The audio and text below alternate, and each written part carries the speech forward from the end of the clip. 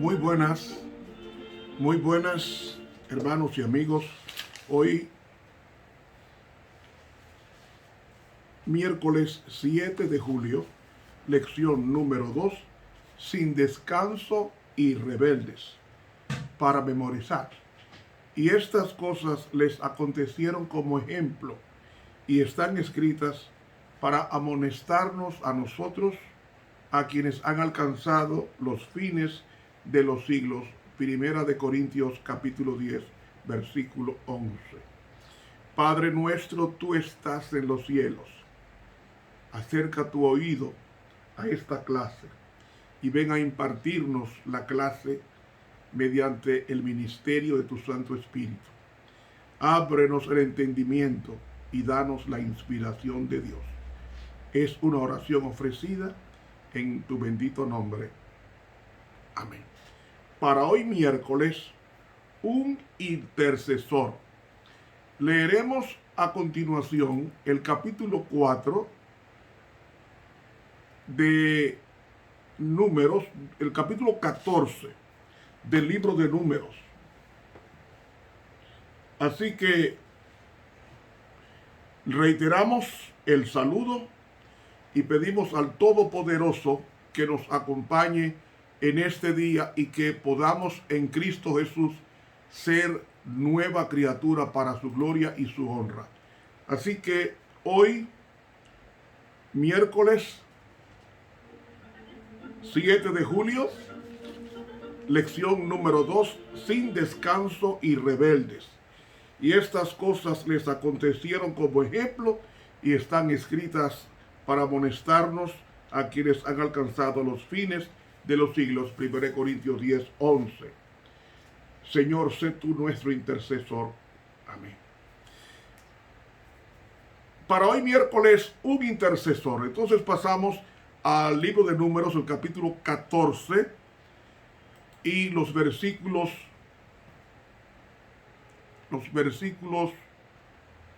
10 hasta el 19. Entonces toda la multitud habló de apedrearlos con piedras. Mas la gloria de Jehová se mostró en el tabernáculo del testimonio a todos los hijos de Israel. Y Jehová dijo a Moisés: ¿Hasta cuándo me ha de irritar este pueblo? ¿Hasta cuándo no me ha de creer con todas las señales que he hecho en medio de ellos? Yo le heriré de mortandad y lo destruiré, y a ti te pondré sobre gente grande y más fuerte que ellos. Y Moisés respondió a Jehová. Ahí viene la intercesión. ¿Para qué es la intercesión? ¿Qué es la intercesión? Es el acto de interceder, sí. Pero intercesión, ¿qué es en realidad? Intercesión es el acto de interceder. Y la palabra interceder implica en la Biblia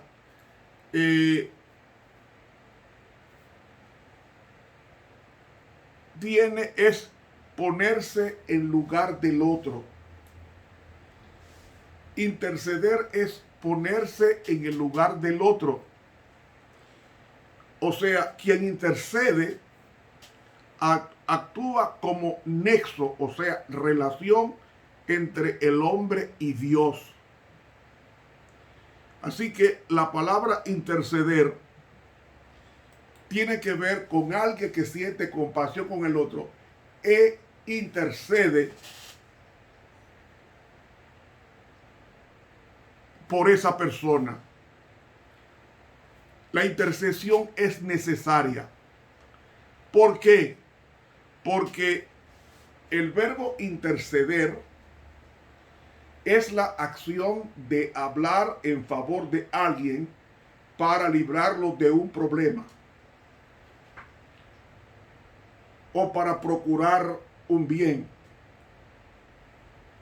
Eso es interceder, hablar en favor de alguien para librarlo de un problema. ¿Por qué Cristo es nuestro intercesor? Porque cuando el hombre cayó, no había nadie en el cielo que pudiera interceder por el hombre. Y hubo un silencio en el cielo. Los ángeles estaban tristes porque el hombre había caído en pecado en el planeta Tierra. Y ellos se pusieron a la orden de morir por el hombre, mas Dios dijo, es que ustedes no pueden morir por el hombre porque son seres creados, igual que el hombre. Solamente uno que no fue creado puede ocupar el lugar del hombre y recibir el castigo. Y esa intercesión concluye diciendo, yo voy a bajar a la tierra y voy a morir por el hombre, y mi vida será una permanente intercesión por el hombre. Y entonces el Padre satisfizo ese deseo de Cristo, porque en el capítulo 13 de Apocalipsis nos dice el versículo 8, la vida del Cordero, el cual fue muerto desde el principio del mundo. ¿Cuándo fue muerto el Cordero? Desde el principio del mundo. ¿Y cómo lo sabemos? Cuando Adán es vestido de túnica de piel. Túnica de piel. Dando a entender que si lo vistió de piel o de pieles, como está en la traducción, aunque realmente en el hebreo dice de piel, dando a indicar que era un animal, entonces esas túnicas de pieles o piel era el sacrificio de un animal vicario, o sea, moriría por el hombre. Y la primera muerte que hubo en el planeta Tierra fue la muerte de Cristo en el Edén. Porque Dios vistió a nuestros primeros padres con túnicas de un animal. Y ya Apocalipsis 13:8 nos dice qué tipo de animal. El Cordero. El Cordero de Dios, es decir, el sacrificio de Dios. Por eso es que cuando Cristo viene a la tierra y muere en el Calvario, ese día hubo una oscuridad sobrenatural desde el mediodía hasta las 3 de la tarde. Y fue tan grande que cuando Jesús murió, hubo un terremoto. Y los sepulcros de algunos santos fueron abiertos, dice el libro de San Mateo. ¿Por qué? Porque Cristo, con su muerte en el Calvario, había pagado en intercesión por el hombre, había pagado la vida malograda del hombre en el Edén.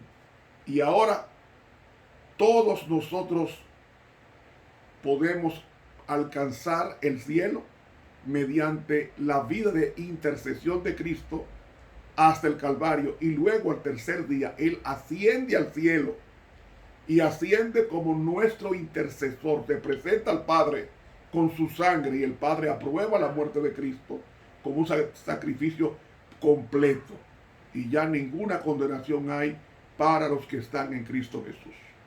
De ahí que Moisés es una imagen de Cristo, una imagen de Cristo, porque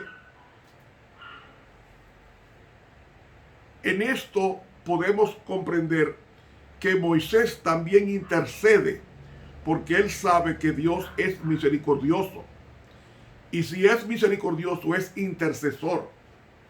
Y por eso es que dice,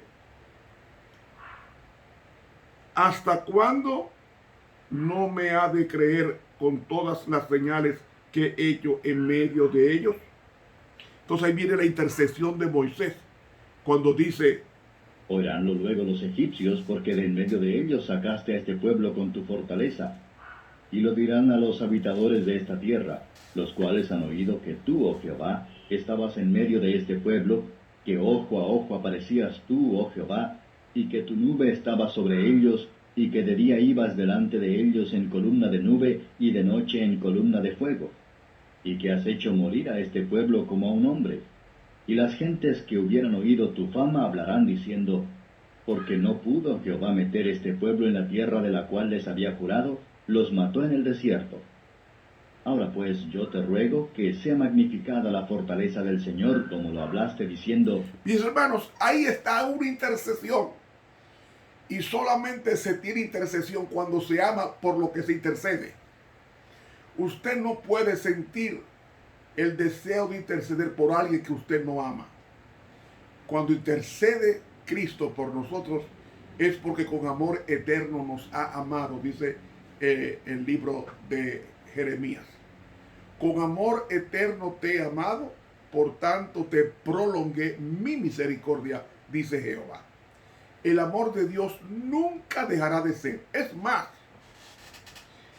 cuando Cristo destruya la civilización, destruya el mundo, lo va a destruir no como un Dios lleno de ira para acabar con los habitantes impenitentes. No, ese día cuando Dios destruya al hombre no arrepentido, lo va a destruir llorando, porque el amor de Dios nunca deja de ser, dice 1 Corintios 13.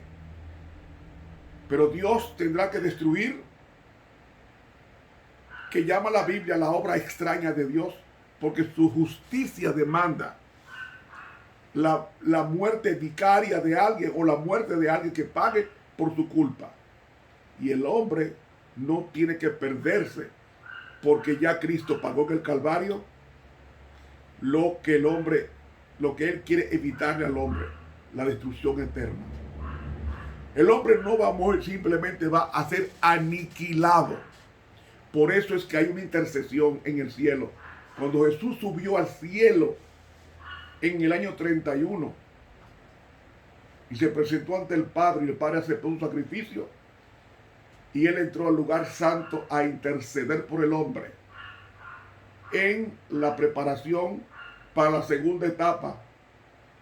Y allí pudimos ver entonces, hermanos y amigos, que desde el año 31 hasta el año 1844, Cristo estaba intercediendo por el hombre.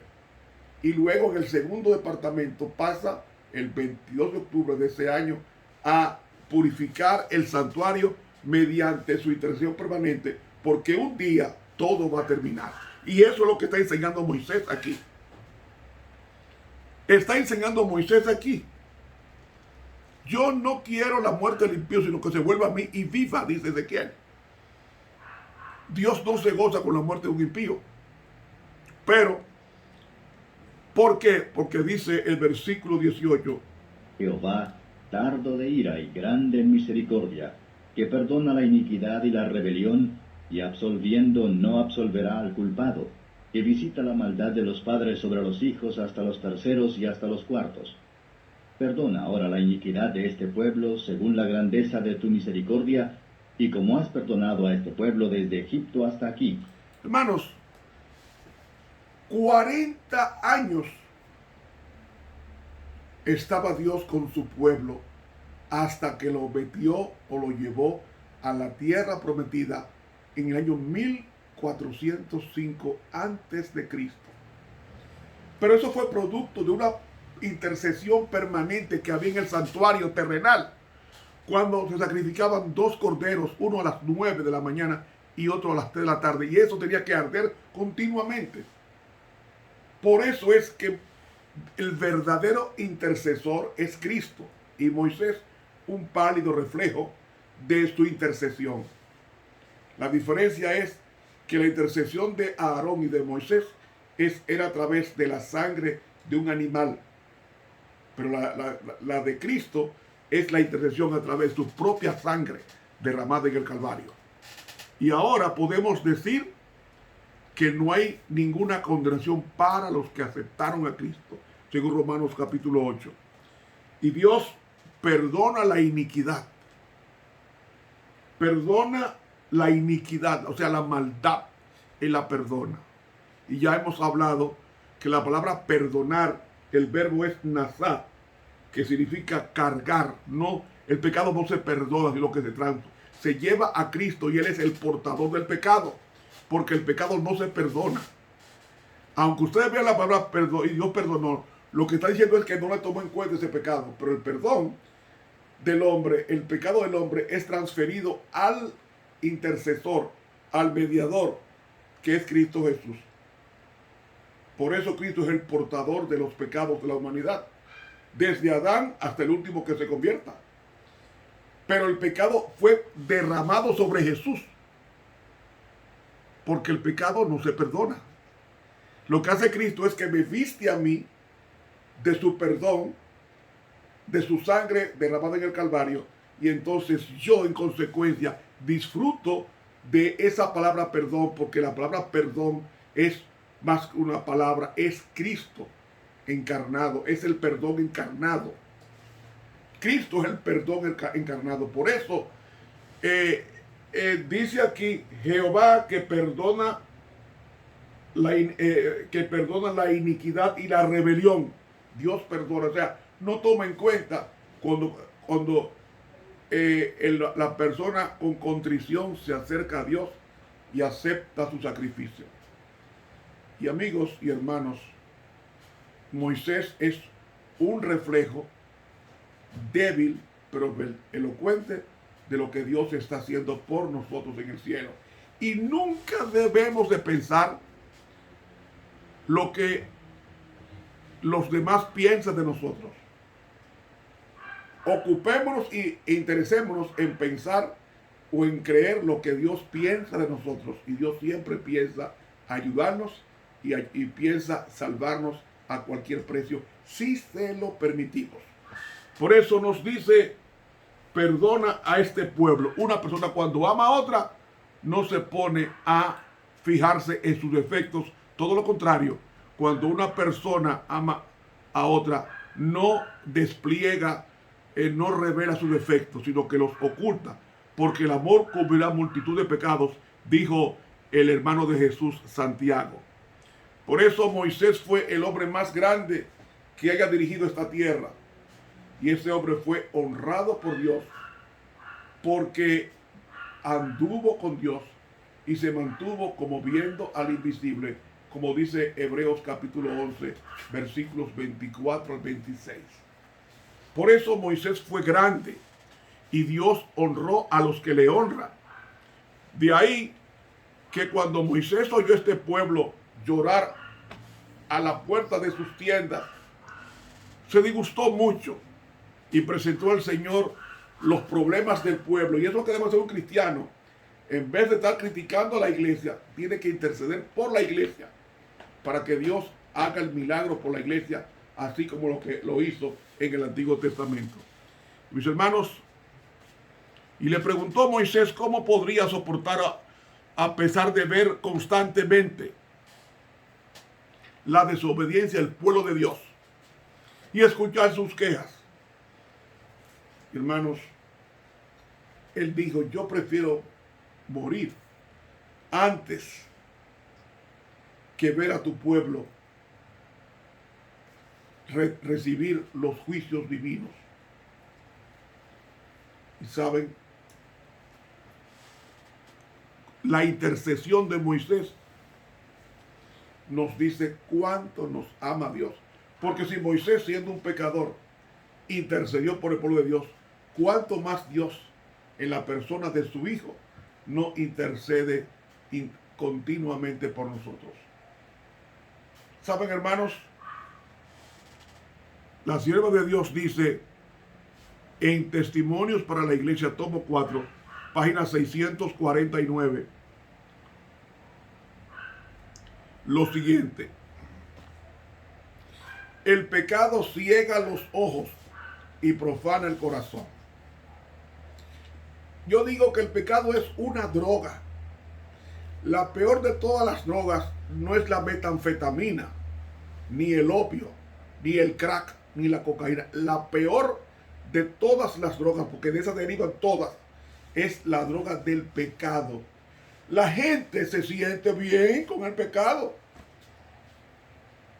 Es como el drogadicto que se siente eufórico hasta que pasa el efecto. Así mismo pasa con el pecado. Te hace sentir bien cuando realmente estás mal. Estás mal. ¿Sabes qué pasa de la presencia de Dios? Cuando uno peca, toda la ropa del perdón de Dios se va y nos deja desnudo ante Él.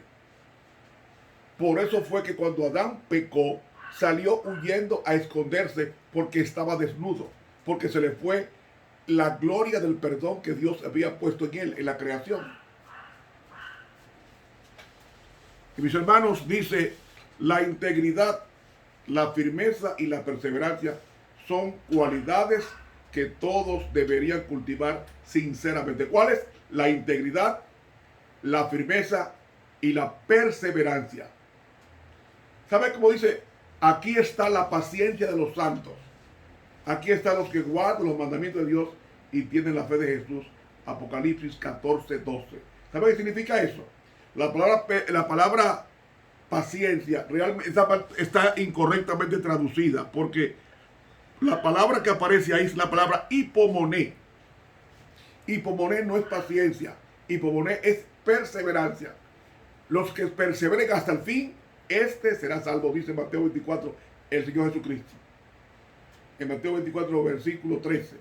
Mas el que persevere hasta el fin, ahí está la palabra upomoné, o sea, el que siga adelante, como dice aquí, la integridad, la firmeza y la perseverancia son cualidades que todos deberían cultivar sinceramente. ¿Por qué? Porque revisten al que las posee de un poder que es irresistible. Un poder que lo hace fuerte para obrar el bien, para resistir al mal y afrontar la diversidad.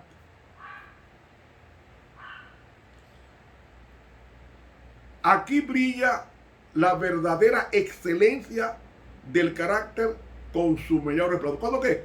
Cuando se cultiva la integridad, la firmeza y la perseverancia. Y Jesús lo dijo, mas el que persevere hasta el fin, este será salvo. Continúa diciendo ella, Dios nos ha dado nuestras facultades intelectuales y morales, pero en extenso grado, cada persona es arquitecto de su propio carácter. El carácter no se hereda, eres tú que lo formas con tu diario vivir, para bien o para mal. Porque el carácter se forma de las repeticiones de los hechos diarios, va formando un carácter. Y ese carácter forma el destino. Y tenemos que tener eso bien presente. Seremos juzgados por los hechos. Y los hechos forman el carácter.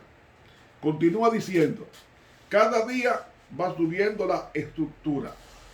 La palabra de Dios nos advierte que prestemos atención a cómo edificamos para que nuestro edificio se funde en la roca eterna.